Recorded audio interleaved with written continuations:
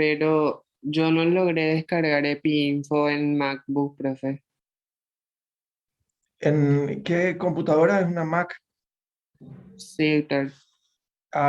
Posiblemente esté con un sistema de protección contra descargas. Ese software EpiInfo no es ilegal, no es informal, no es pesado. Hay que habilitar posiblemente la Mac para poder descargar. Tendrías que ver con un técnico cuál es el truco para permitir que se descargue eso. La macro es muy especial, es muy diferente a todos los otros sistemas, pero conviene porque con ese vamos a manejarnos todo el año. Van a hacer más adelante ejercicio con eso y si no descargan no van a poder. ¿Y la planilla Excel descargaron de la plataforma?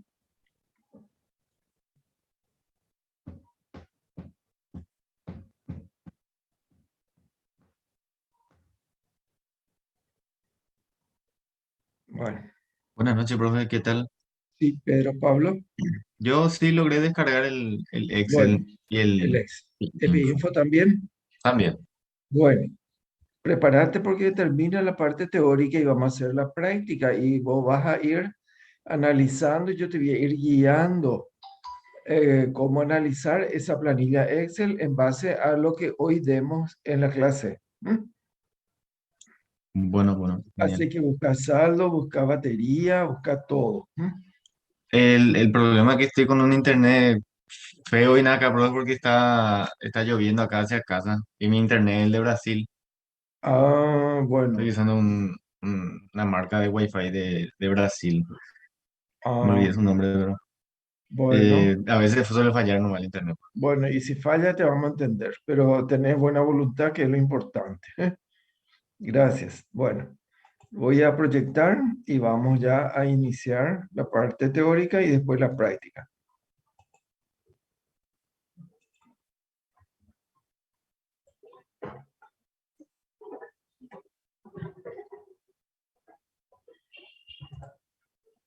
Ok, ¿ya se ve la diapositiva? Sí, se puede ver. Bueno, está bien.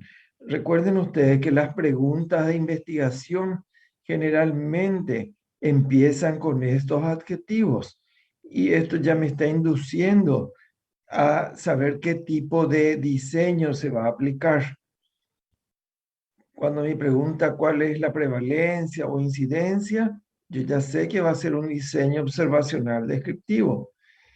Cuando mi pregunta dice cuáles son los factores de riesgo, en ese caso estamos ante diseños observacionales analíticos.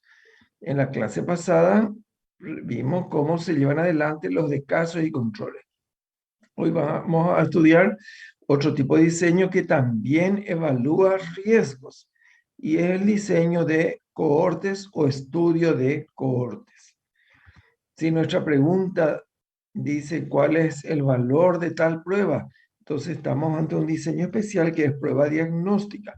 Ese diseño no está dentro de este esquema porque es un observacional descriptivo muy especial.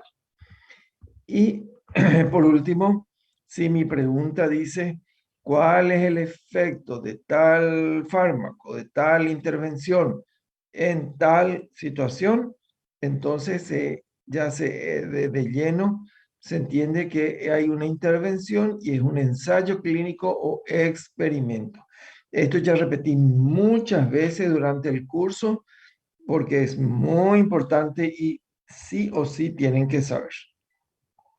Bien, ¿qué es el diseño de cohortes? ¿De dónde viene la palabra cohortes? Miren que se escribe con H.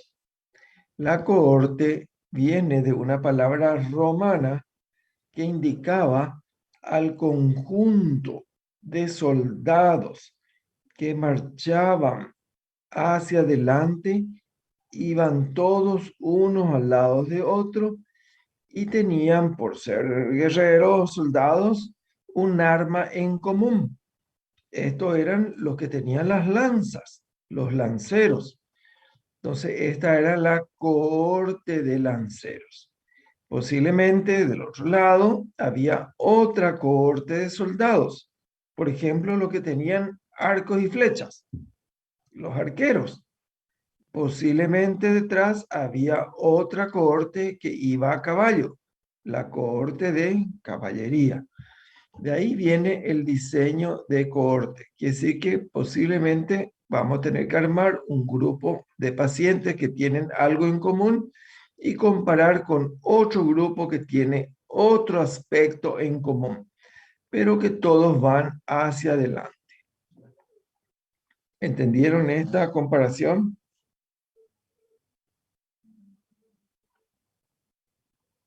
Sí, profe. Bueno, vamos a suponer que quiero hacer una investigación y quiero saber cuál es el riesgo de neumonía grave y de muerte o óbito. Recuerden que la palabra muerte nosotros no usamos mayormente en medicina porque el paciente se asusta al escuchar esa palabra.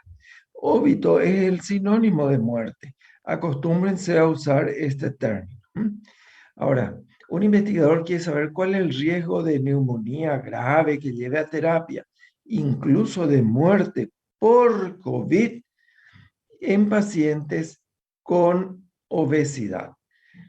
Se dijo durante la pandemia que la obesidad era un riesgo de complicaciones en los pacientes con COVID. ¿Y qué complicaciones pueden haber? Y una complicación muy grave es que aparezca una neumonía tan grave que hay que internar y llevar incluso a terapia. Y también estaba el riesgo de la muerte. La obesidad entonces se identificó durante la pandemia como un factor de riesgo en los pacientes que tenían COVID. Si yo quiero saber ahora en adelante, porque la pandemia está rebrotando, si realmente la obesidad en los pacientes con COVID aumenta el riesgo de complicaciones como neumonía y óbito, tengo que hacer un estudio que contemple estos aspectos. ¿Cuántas variables importantes están en esta pregunta? Por un lado, tenemos las complicaciones, que son la neumonía y el óbito. Y por otro lado, tenemos otra variable que es importante, que es la obesidad. Todos tienen COVID, no hay duda. Tengo que identificar entre estas dos variables que acabo de mencionar cuál es la predictora y cuál es el desenlace. ¿Cómo sé cuál es la predictora o independiente y cuál es el desenlace o consecuencia? Solamente por el sentido común. Se supone que la obesidad es una variable predictora porque está antes de que aparezcan las complicaciones. ¿Y cuáles son los desenlaces? En este caso hay dos desenlaces de interés, la neumonía grave y el óbito. Entonces ya sabemos cuáles son las variables principales, ya identificamos la variable predictora y desenlace, y ahora tenemos que preguntarnos, ¿de qué variable va a surgir la formación de grupos para esta investigación o para este estudio?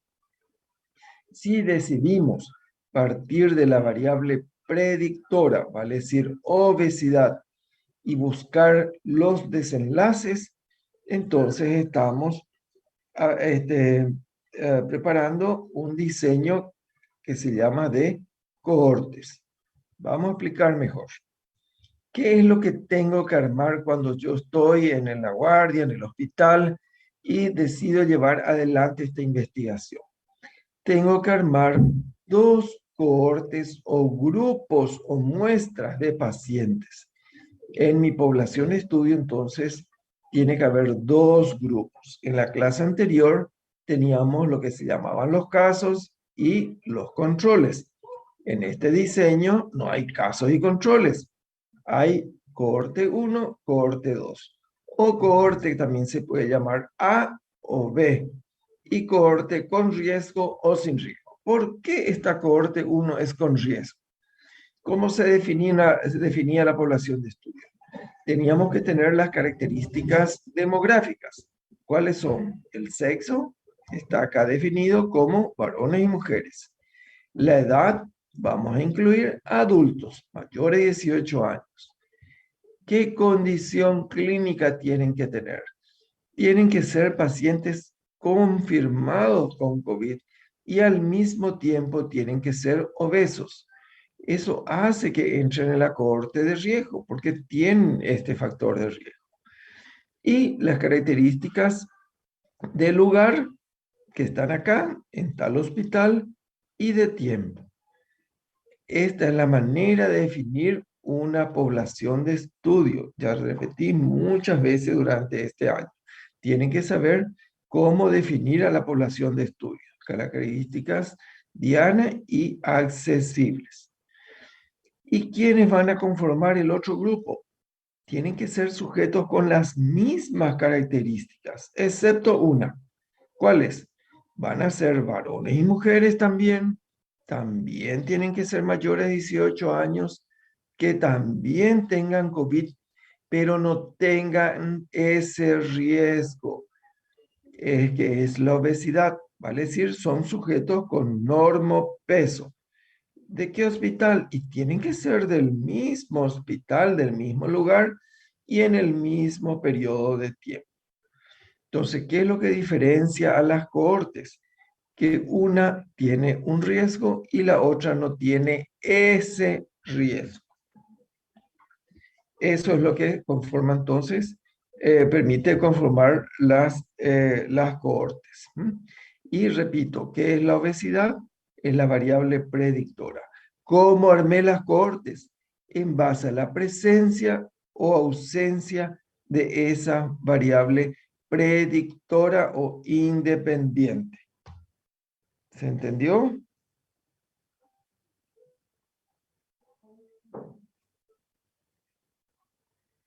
Bueno, voy a preguntarle el examen.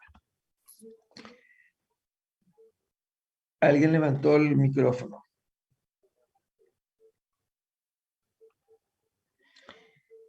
Bien, entonces, repito, en el diseño de cohortes, hoy cuando consultan los pacientes, voy a armar mis dos muestras.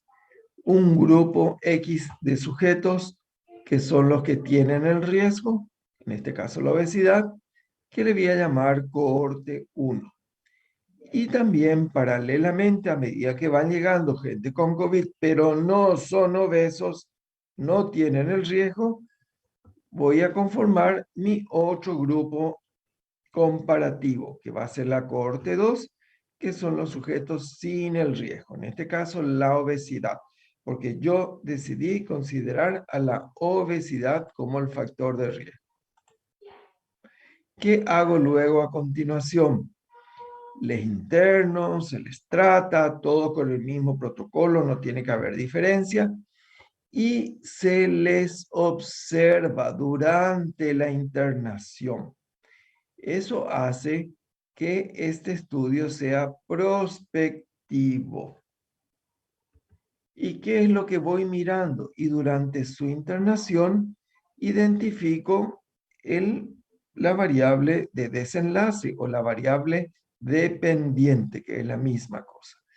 E identifico, por ejemplo, en esta cohorte, cuáles son los sujetos que desarrollaron este desenlace versus los que no.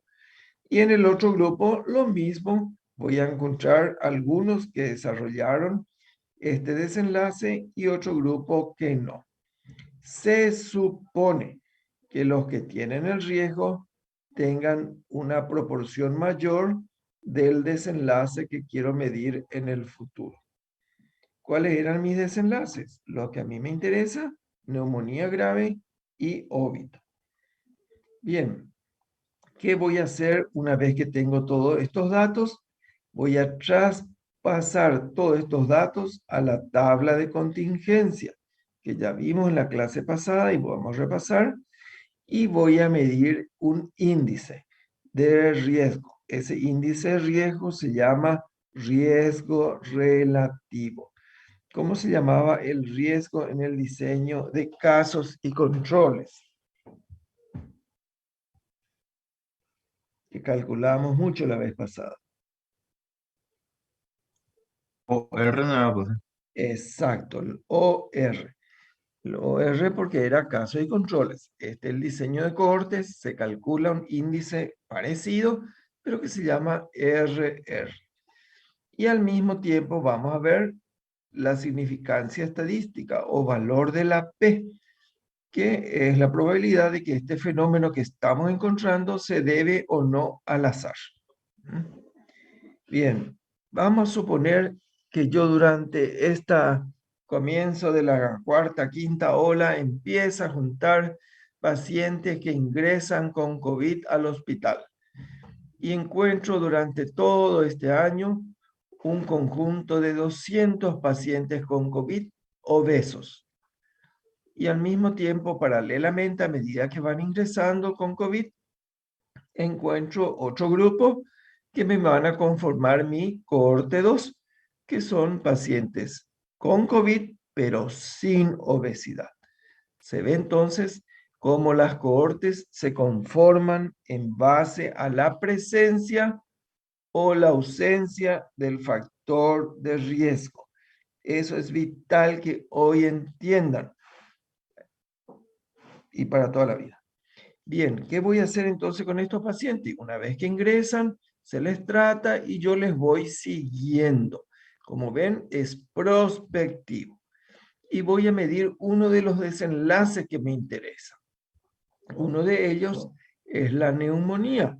Encontré que en la cohorte con riesgo 80 tuvieron neumonía grave y tuvieron que ir al respirador a la terapia.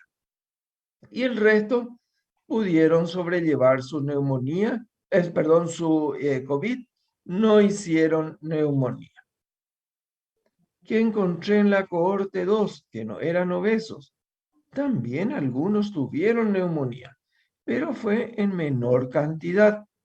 Y el resto no hizo neumonía. Como ven, aparentemente la neumonía o el desenlace es más frecuente en el grupo que tiene el riesgo, comparado con los que no tienen el riesgo. Sin obesidad, menor número de neumonía. Pero estos son números relativos. No podemos sacar conclusiones con esos datos. Tenemos que hacer el componente analítico. Por eso este tipo de diseño es analítico. ¿Y qué es lo que tenemos que hacer? Calcular el RR. ¿Cómo se calculaba? Usando la tabla de contingencias. ¿Se recuerdan esta tabla de contingencias? Es una tabla que también se llama de 2x2 porque tiene doble entrada. En este caso, vamos a cargar los resultados por las filas. En la fila superior van a ir los datos de los pacientes de la cohorte 1 con riesgo, con obesidad. Y en la fila de abajo van a ir los datos de los sujetos sin riesgo, la cohorte 2 o sin obesidad.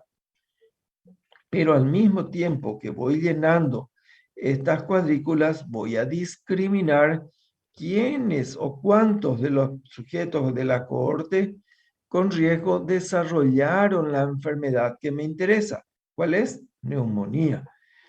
Y lo mismo en la otra cohorte. Y al mismo tiempo voy a desagregar aquellos que no hicieron la neumonía. Una vez que tenga los valores absolutos en cada cuadrícula, que se llaman A, B, C y D, voy a aplicar la fórmula para calcular el RR.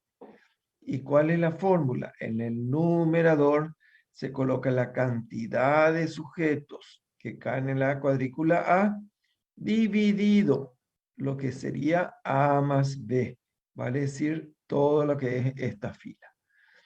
Ese dato se divide por los datos que caen en la columna C, dividido C más D. En pocas palabras, ¿quiénes son los sujetos de la columna A? Son aquellos con riesgo que desarrollan el desenlace. ¿Mm? ¿Y quiénes son los de la columna C? Son aquellos del grupo o cohorte sin riesgo, pero que también desarrollaron el desenlace. ¿Mm? Esta sería una incidencia y esta sería otra incidencia si quieren mirarlo así. Bueno, vamos al ejemplo práctico. ¿Se recuerdan que mi cohorte 1, que eran obesos, eran 200? De esos, 80 tuvieron neumonía, 120 no. Vamos a sumar, 80 más 120, 200. Están todos. En la cohorte 2, sin riesgo, teníamos 200 pacientes con COVID no obesos. Y 50 desarrollaron neumonía grave y 150 no tuvieron neumonía. Vamos a reemplazar esta fórmula por estos valores. Y sería 80, que es A, dividido la suma de A más B. Sería 200.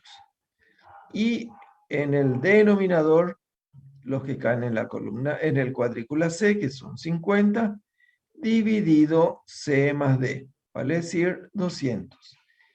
Desarrollando este cociente, esta división, me sale el valor del RR, 1,6. ¿Cómo interpretan ustedes, en base a lo que dimos en la clase pasada, este resultado de 1,6? Así puede ser una pregunta de examen.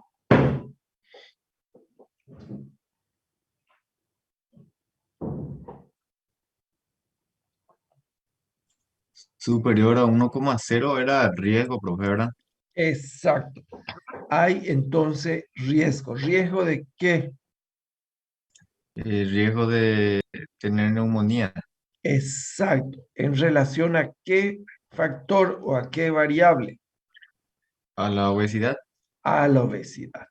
En resumen, según estos datos, la obesidad genera 1,6 veces más riesgo o más posibilidades de desarrollar neumonía grave. ¿Mm? Pero recuerden que este dato está incompleto. Necesitamos los intervalos de confianza. Los intervalos de confianza son variaciones un poco menor, un poco mayor que este resultado que es un entero. Eso se calcula con EpiInfo y al mismo tiempo necesitamos calcular el valor de la P. Bien, si yo calculo estos datos con EpiInfo, me salen estos datos. Me sale que el riesgo relativo es 1,6 y el intervalo de confianza al 95% sale 1,1-2,1. ¿Cómo interpretábamos cuando el valor inferior y el valor superior del intervalo siguen siendo mayores a 1? Interpretábamos que este resultado es significativo. Y eso se confirma con el valor de la P. La P es la probabilidad de que un fenómeno se deba al azar. Y cuando se dice que no se debe al azar, que es estadísticamente significativo, cuando el valor de la P es menor a... ¿Quién contesta? 0,05. 0,05. Exacto, 0,05. Muy bien lo que están pendientes. En este caso, es mucho menor a 0,05. En resumen, este estudio demuestra que la obesidad es un factor de riesgo de desarrollar neumonía y que no se debe a la casualidad. No es casualidad, no es pura casualidad, no es el azar, realmente incide.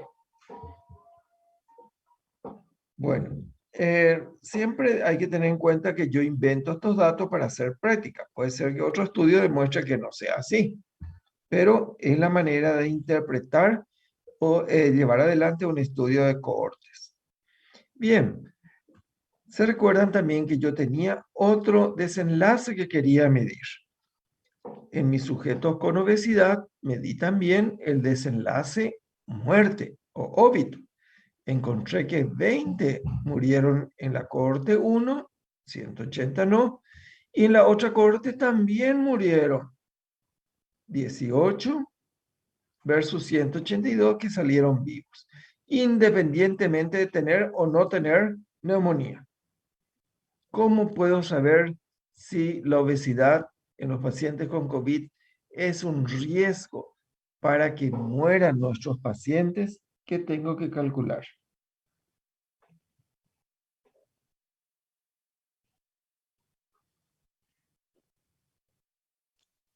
El valor RR relativo. Exacto, es un diseño de cortes RR de nuevo. Entonces tengo que traspasar estos datos a mi tabla de contingencia. ¿Se recuerdan? En la cohorte de obesidad, 20 murieron. Y en la otra cohorte de no obesos, 18 fallecieron. Sumando, da 200. Aplico la fórmula y me sale un valor de 1,1.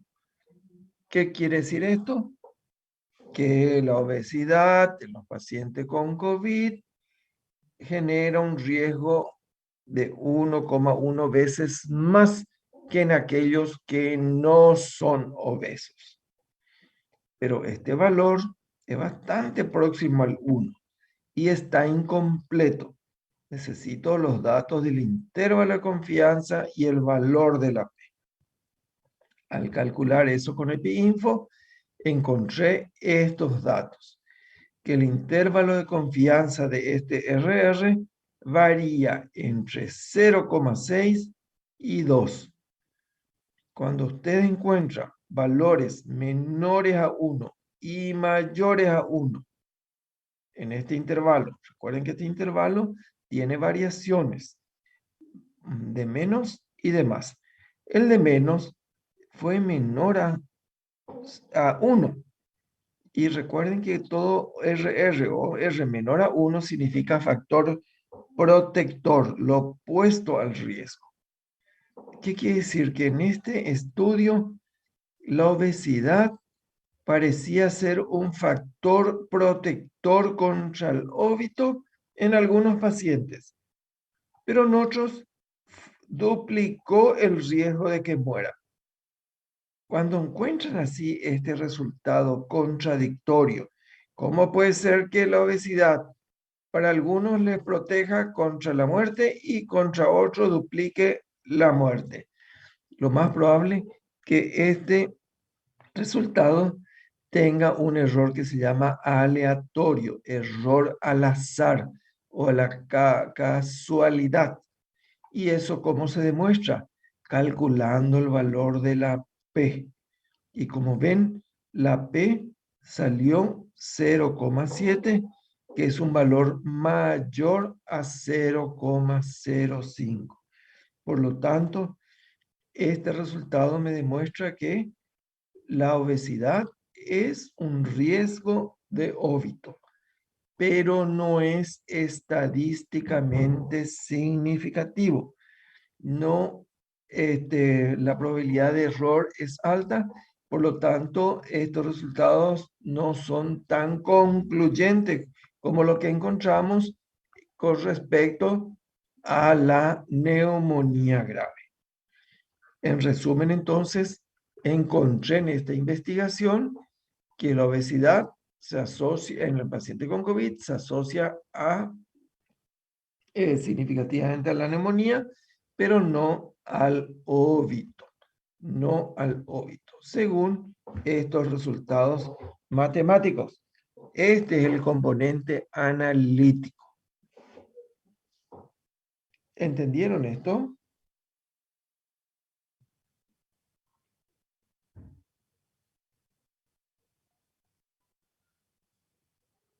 Sí, profesor. Resumiendo, ¿qué es el riesgo relativo que estuvimos calculando?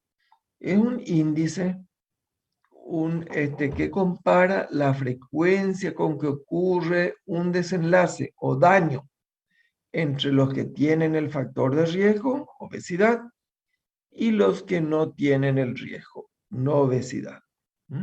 Entonces, compara las frecuencias en los dos grupos. Otra definición. El riesgo relativo mide la fuerza de asociación entre la variable predictora o de exposición, obesidad, y el desenlace, neumonía u óbito. Entonces, es un índice de medida de asociación. ¿En qué medida se relacionan estas dos variables? Otra definición nos está indicando la probabilidad de que se desarrolle la enfermedad, ejemplo, neumonía, en los sujetos expuestos a un factor de riesgo, obesidad, en relación a los no expuestos, no obesos. Esa es la definición de riesgo relativo. Como ven, no tiene unidad de medida, no es por ciento, no es kilo, no es metro, porque es un índice. ¿Qué ventajas y desventajas tienen los diseños de cohortes? La ventaja principal es que es la única manera directa de establecer inferencia. Inferencia quiere decir una conclusión cierta y es a través del cálculo del riesgo relativo, porque se supone que el que tiene un riesgo va a tener mayor probabilidad de desenlace. Esa es la manera de establecer esa relación. Y como ven, sigue la frecuencia lógica de la clínica médica. Si el paciente está expuesto, va a tener tal desenlace o enfermedad, es lo lógico. Se parte de la exposición y se calcula el desenlace o enfermedad. Otra ventaja es que la exposición o el factor de riesgo, la cohorte, puede producirse sin que se tenga el desenlace. De hecho, este tipo de diseños es prospectivo, entonces todavía no tienen el desenlace. Y como última ventaja, evalúa la relación entre exposición o variable predictora y el desarrollo de varios desenlaces. Nosotros medimos el desenlace neumonía, medimos el desenlace óbito, podemos medir varios desenlaces. Pero la desventaja es que a veces requiere muchos sujetos para buscar el desenlace y eso hace que sea poco eficiente. Tampoco es útil cuando las enfermedades son raras y cuestan encontrar sujetos para la cohorte 1 y la cohorte 2. También pueden ser costosos porque a veces tarda mucho en aparecer el desenlace. Ejemplo, si yo tengo una cohorte de fumadores y otra de no fumadores y quiero medir el riesgo de EPOC y de cáncer en relación al tabaco, ¿cuánto tiempo les parece que tengo que observar a esos sujetos hasta que aparezcan los desenlaces? ¿Poco o mucho tiempo? Mucho. Mucho, años y años. Y por el camino los pacientes mueren en accidente de tránsito, son asaltados por un motochorro, cualquier complicación, viajan al extranjero, se van al interior, deciden ya no colaborar, etc. Eso hace que a veces cuando el desenlace tarda en aparecer, este tipo de diseño no sea práctico. Por eso muchas veces los resultados no están disponibles sin un largo periodo de observación. Eso es una desventaja. Y para evaluar, dice, los efectos de la exposición a relativamente pocos factores, es decir, cuando armamos las cohortes, solamente un factor es el que les diferencia, presencia o ausencia. No podemos armar en base a varios factores. En nuestro ejemplo fue en base solo a la obesidad. Bien, lo más importante sacando todo este texto es que la ventaja principal del diseño de cohortes es la secuencia lógica de la evolución clínica. Si alguien está expuesto, se enferma o se complica o no en base a esa exposición. Y la gran desventaja es que cuando tarda mucho en aparecer el desenlace, esto no es práctico y hace que sea caro. Este diseño de cohorte que estábamos mostrando es el diseño prospectivo, donde las cohortes se conforman hoy y el desenlace se mide en el futuro, más cerca o más lejano. También existen diseños de cohortes que se llaman retrospectivos y transversales, pero considerando que ustedes son estudiantes de segundo año, no voy a complicarles mostrándoles cómo se conforman estas cohortes retrospectivas y transversales. Tengan en mente que lo principal de los diseños cohortes son los formatos prospectivos. Resumiendo con lo que vimos hasta ahora, ¿qué le caracterizaba al diseño de corte transverso, el estudio de prevalencia? Le caracteriza que hay un solo grupo de pacientes, una sola muestra, y que al mismo tiempo se miden todas las variables, sin considerar si es variable predictora o variable resultante. ¿Qué le caracteriza al diseño de casos y controles? Que tiene dos muestras, los casos y los controles. ¿Y qué le caracteriza al de cohortes? También tiene dos muestras, cohorte 1, cohorte 2, cohorte con riesgo, cohorte sin riesgo. En eso son similares.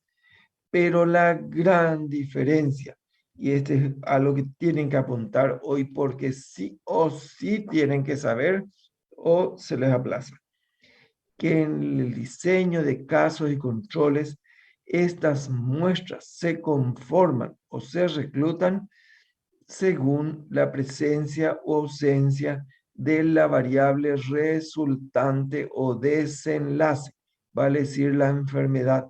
Ya apareció el desenlace y yo me voy para atrás retrospectivamente a buscar los factores de riesgo. Eso fue lo que vimos en la clase pasada. Pero hoy vimos que los diseños cohortes van en sentido opuesto. Yo conformo mi muestra en base a la variable predictora o el factor de riesgo. Y a partir de ahí voy observando hacia el futuro hasta encontrar la aparición de la variable desenlace. Esto es muy importante y es la gran diferencia entre estos dos diseños. Aparte de que en el caso de controles yo tengo que calcular el OR y en la cohorte la RR. Y en ambos se mide también el valor de la P. Bien, en resumen, entonces, cuando yo quiero evaluar riesgos, y he visto que muchos los protocolos de ustedes hablaban de la palabra riesgo, tienen que usar uno de estos dos diseños analíticos. Y va a depender mucho de la pregunta de investigación, aplicar un diseño de casos y controles o un diseño de cohortes. Por eso, cuando ustedes ponían diseño tal o diseño tal, cuando hacían las tareas, yo no les corregía mucho eso porque ustedes no tenían todavía conceptos claros, teóricos, de qué era un diseño caso-control y qué era un diseño de cohorte. A partir de ahora, ya ese conocimiento se considera como dado. ¿Tienen dudas de esto?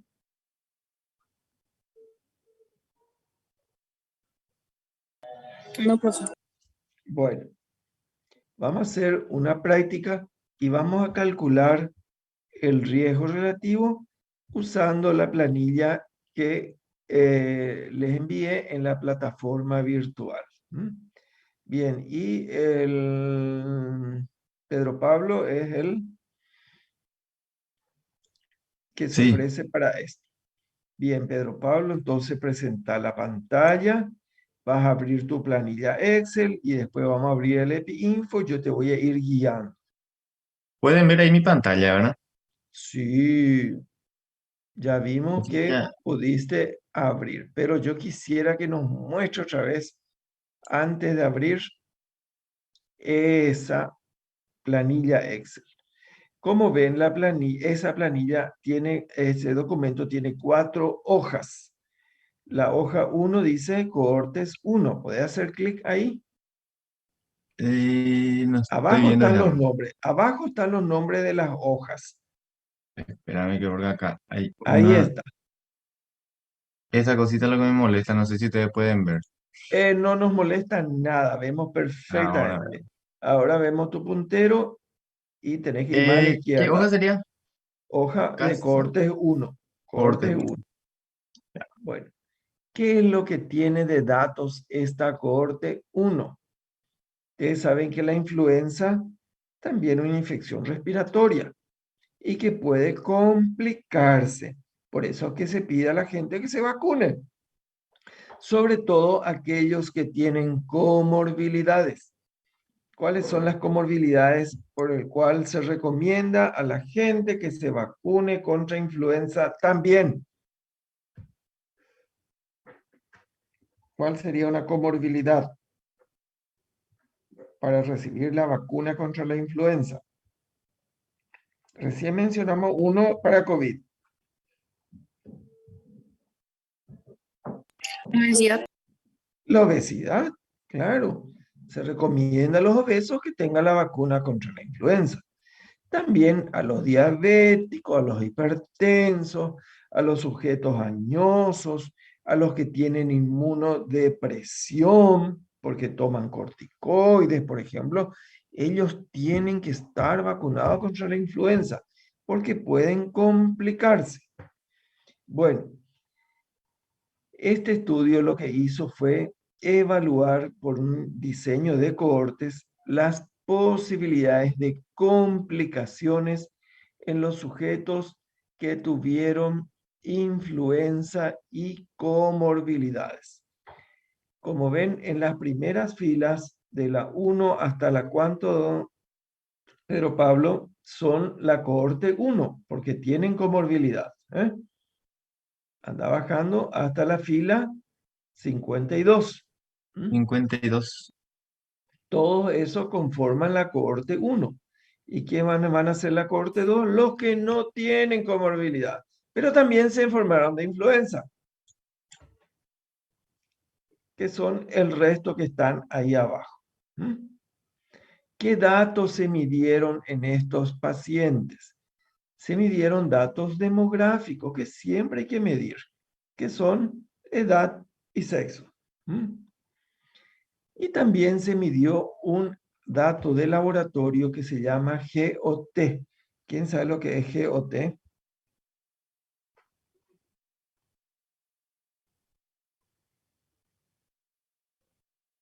¿Lo conocen? Es una enzima hepática.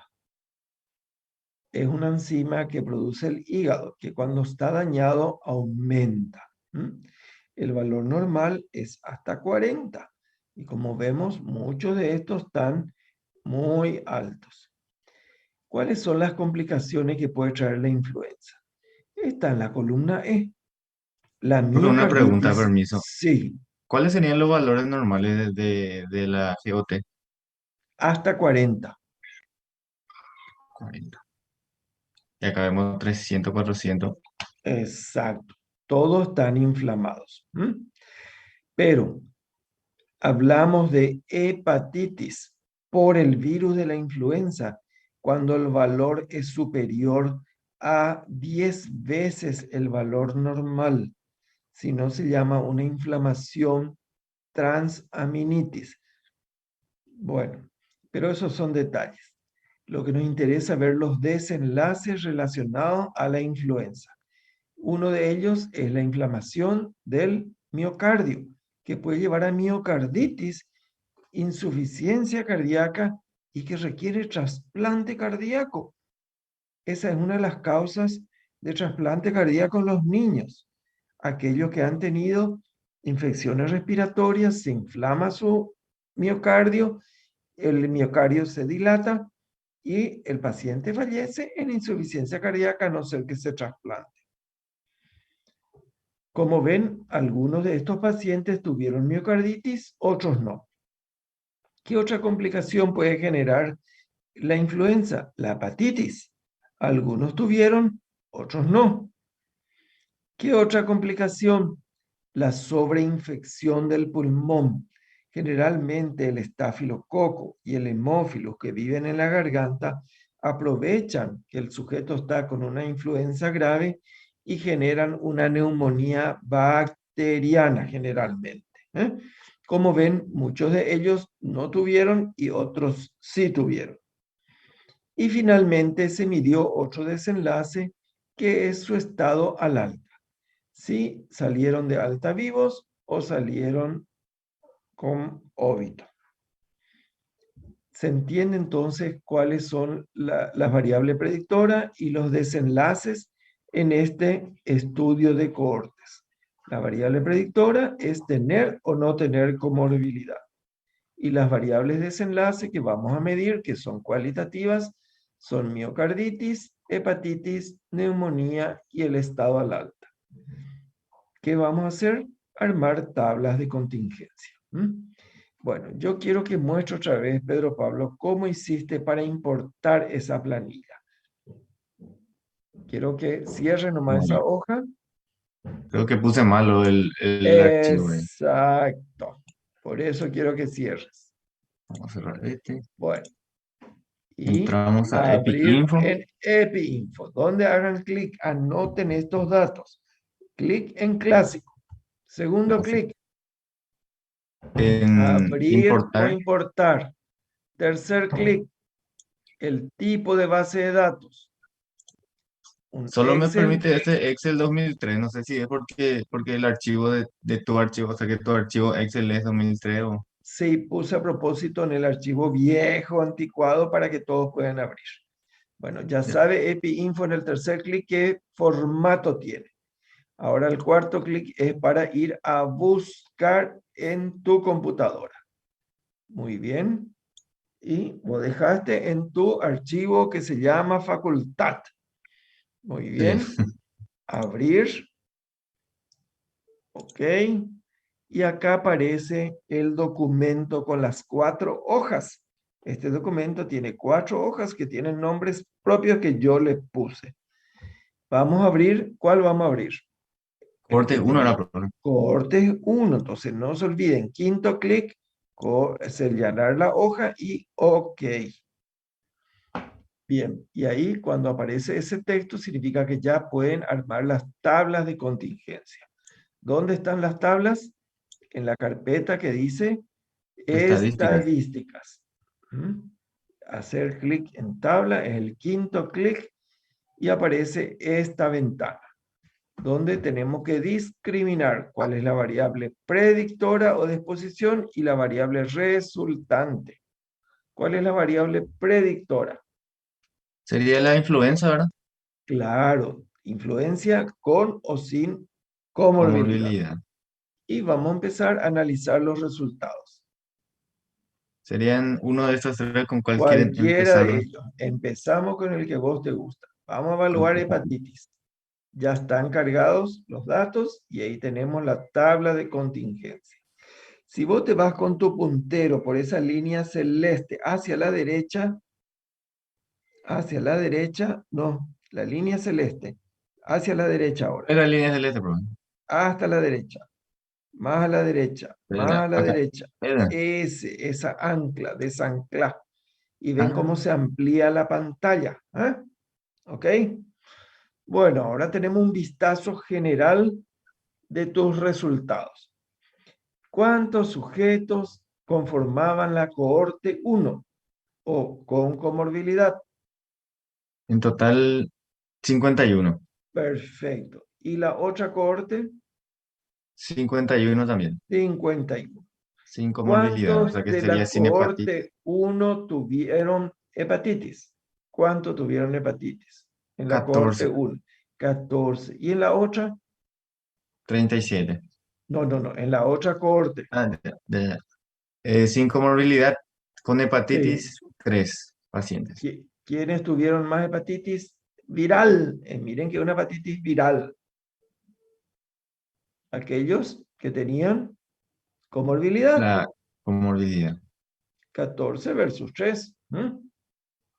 Pero ese es un dato muy vago. Son números absolutos. Necesitamos calcular índices. ¿Y dónde está ese índice? Este sería Vamos a mirar RR. No miren OR porque el diseño es de cohortes. Muy bien. ¿Cuánto salió el RR? 4,6. 4,6. ¿Qué quiere decir? ¿Que hay riesgo? Hay riesgo. Que hay riesgo. ¿Riesgo de qué?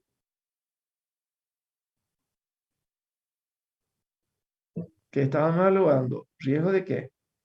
De tener hepatitis. Claro, Sí, riesgo de hepatitis. Muy bien. Ah. Hay 4,6 veces más riesgo. Y los intervalos de confianza que nos muestran. Están ahí al lado del 4,6. Seguí esa línea. Puedes seleccionar Intervalo de esa línea. confianza. Puedes Sí. seleccionar para que la gente ubique. Eso, ahí está. El intervalo de confianza va de 1,4 a 15. Es decir, 15. 15 veces más. Cuando entonces los intervalos de confianza también son mayores a 1, este resultado no se debe al azar, no se debe a la casualidad. Y eso se confirma con el valor de la P. ¿Dónde está el valor de la P? Ahí está el valor de la P. ¿Cuánto salió la P? Donde dice- 0,003. Exacto. Ese valor es inferior al cual es el punto de corte. Un número que tienen que saber de memoria y no va a cambiar en toda su vida. Por favor, aprendan ya hoy. 0,05. Exacto. Es menor a 0,05. Por lo tanto, no se debe al azar. Bueno, ¿de dónde sale ese 0,05? Si yo multiplico 0,05 por 100, sale 5%. 5% es lo máximo de error aleatorio o error al azar que se permite en metodología. Si yo multiplico 0,03 por 100, ¿cuánto sería en porcentaje? 3%. No, No, menos. 0,3%. 0,3. 0,3%. Y yo había dicho que hasta 5% se tolera como aceptable ese error al azar.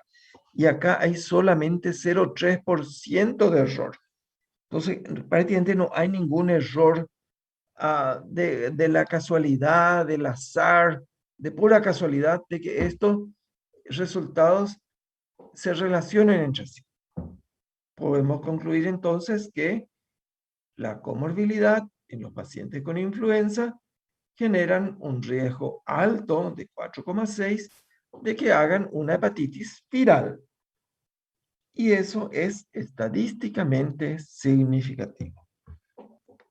Esa es la manera de interpretar.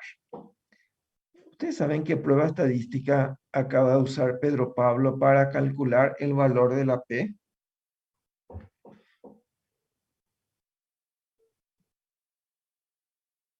Donde dice statistical test. Señala un poco hacia Serían los abajo. comandos, brother. No, ahí en donde está la P. Estadística. Acá está la P. Sí, y señala toda esa oración. Oh, ¿Qué prueba usaste para calcular? Chi cuadrado. Chi Es cuadrado. una prueba que se llama chi cuadrado. ¿Escucharon alguna vez ese nombre? no, brother. Nunca. Bueno, es una prueba que compara dos variables cualitativas. ¿Saben lo que es variable cualitativa? Que no es numérica. ¿Y cuáles son? Comorbilidad y hepatitis. ¿Mm? Esa prueba sirve para comparar dos variables cualitativas. Ese es el componente analítico de este diseño. Muy bien, vamos a buscar otro desenlace. Ya vimos que todos tienen, parece, alta probabilidad de tener hepatitis.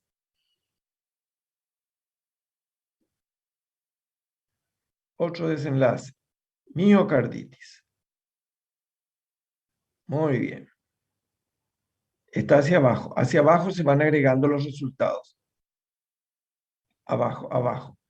Ahí tenemos la Esta miocarditis. sería la mío. Ahí dice el título, por eso hay que ponerle bien al nombre a las variables. No ponga variable 1, variable 2, variable 3. Ya. Bueno, ¿quiénes tuvieron más miocarditis? ¿La cohorte 1 o la cohorte 2? Corte 2. ¿La cohorte con comorbilidad o sin No, comorbilidad? corte 1, corte 1. Claro. ¿Mm? O cohorte A, cohorte B, como quieran llamarle. La corte con comorbilidad sería. Comorbilidad, 7 versus 5. Parece que un poquitito más, pero esa es una apreciación subjetiva. Vamos a mirar el riesgo relativo, RR.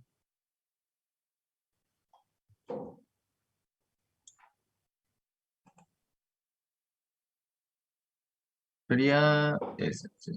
¿Cuánto salió el RR? El RR salió El total del 1,4. RR salió 1,4. Entonces, hay un Superior. riesgo de miocarditis al tener influenza con comorbilidad. Pero, ¿qué me dicen los intervalos de confianza? El bajo está El inferior, el valor inferior, es inferior inferior a 1. a 1. Y el Mientras que superior, el superior es 4 veces más que el 1. exacto. Entonces ahí hay una contradicción.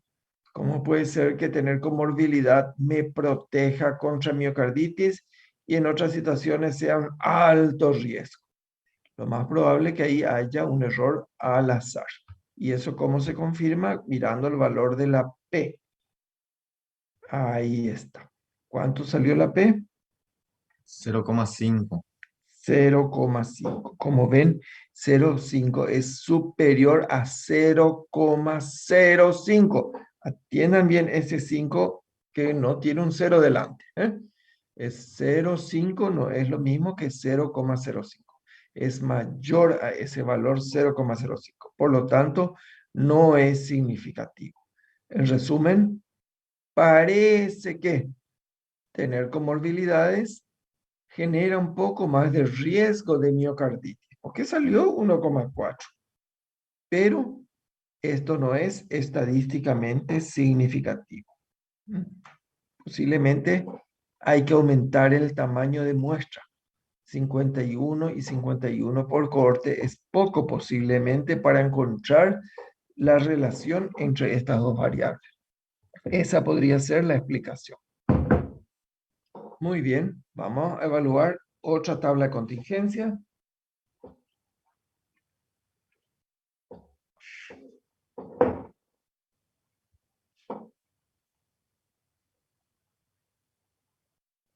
Muy bien, ¿quién quiere interpretar estos resultados?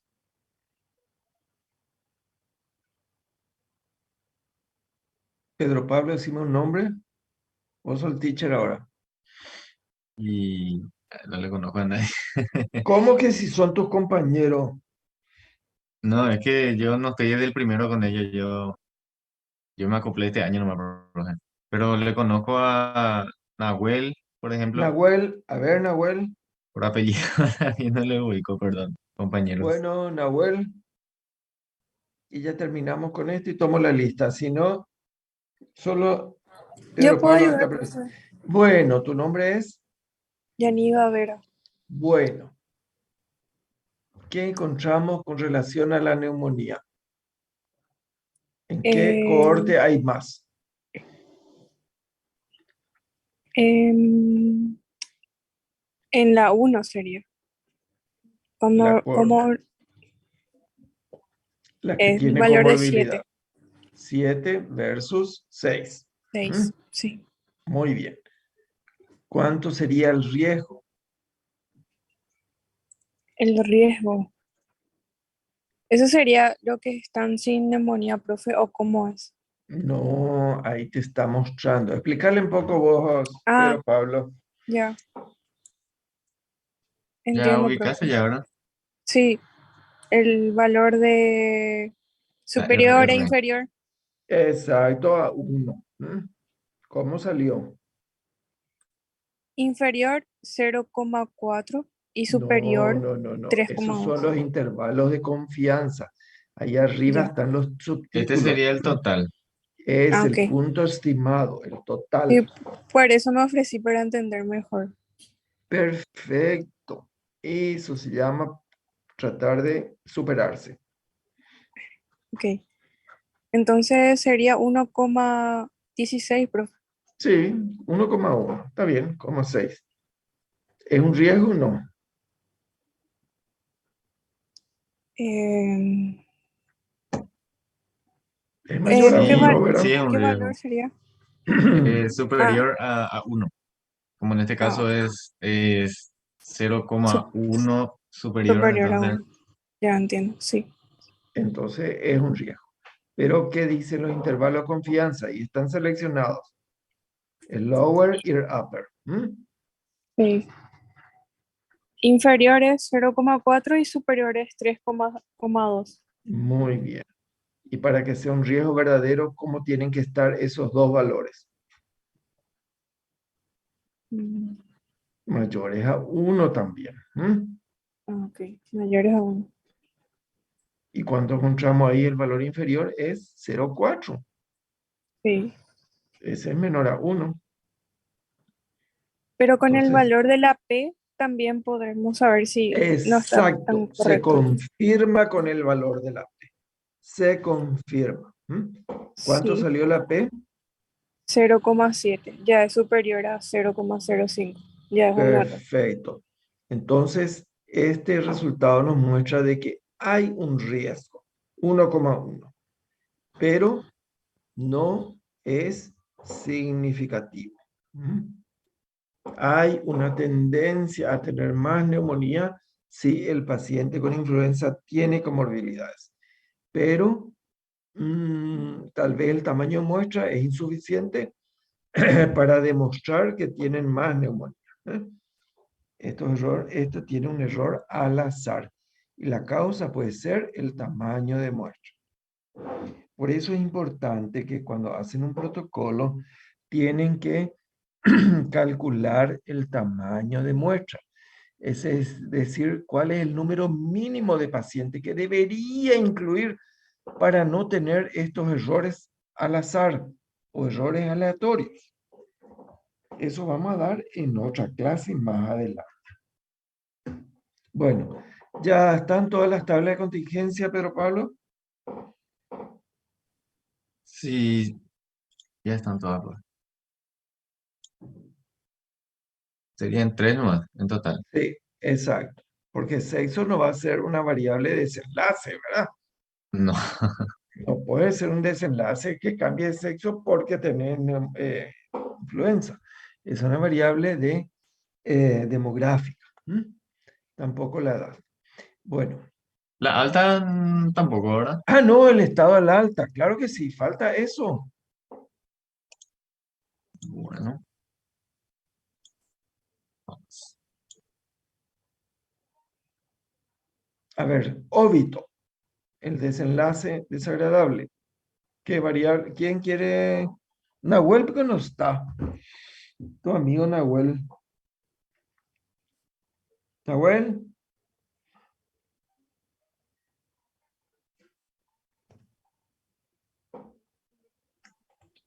¿Me puedo ofrecer otra vez, profe? Sin problema. bueno, pero ¿qué es lo que pasa con el famoso Nahuel? Está ausente, ¿verdad? Cuando le pase la lista y me diga presente, le voy a poner ausente. Bueno, te escuchamos. ¿Quiénes mueren más? Em, con, con, como, con comorbilidad son 12. versus 4. 4. ¿Cuánto salió el riesgo? El riesgo 3. Los intervalos, Inferiores 1 y superiores 8,6. es decir, ambos son mayores a 1. Sí, ¿Eso es significativo? sí, significativo. ¿Cómo confirmamos eso? Porque son superiores a 1 Sí, sí, o con el ¿cómo se valor de pi. confirma? Mirando el valor de la P, así mismo. ¿Y cuánto Sí. salió la P? 0,02. Perfecto. Es un valor menor a... 0,05. Exacto. Muy bien. Ya está. Muchas gracias, Pedro Pablo. Bueno, gracias, profe. También. ¿Podés poner tu pantalla? O sea, tu cámara, quiero decir.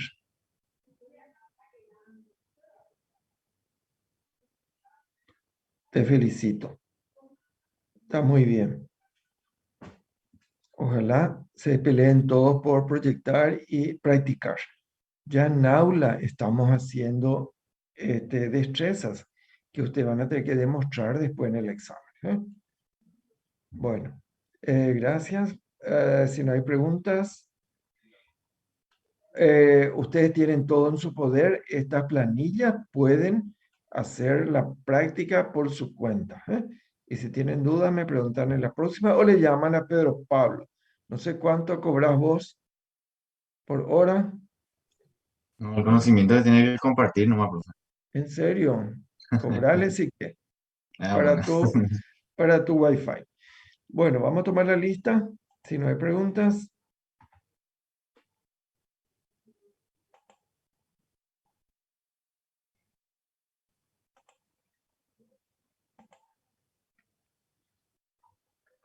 ¿Ya se proyecta?